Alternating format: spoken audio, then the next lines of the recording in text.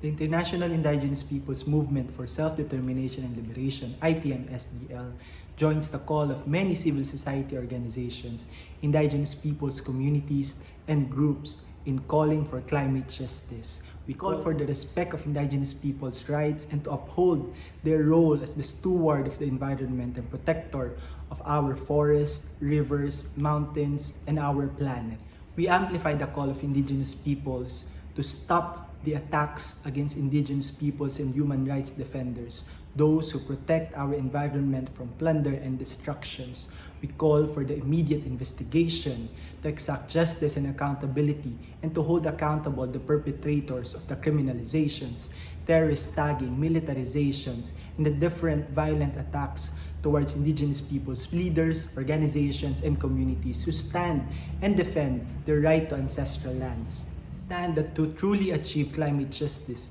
indigenous peoples' rights, human rights must be upheld and dependent, to include them in all the discussions, decision-making of policies, and the different projects that forwards climate justice without discrimination and exclusion. We call for the stop of all carbon trading projects, just transition project, and so-called nature-based solutions if it does not recognize indigenous peoples' right to self-determination, their right to their culture, ways of life, their lands and waters. We also call for the increased funding and direct access to all climate funding to include indigenous peoples and harness their knowledge, their centuries-old ways of practices that prioritize the communities, prioritize the rights of the environment, the protection of our natural resources and the people. We believe that without including them, without proper consultation, without their consent,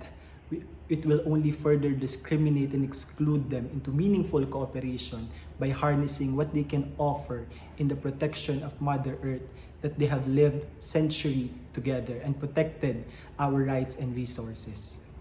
The indigenous peoples communities, our groups and organizations, together with all those who fighting for the protection of our environment, for those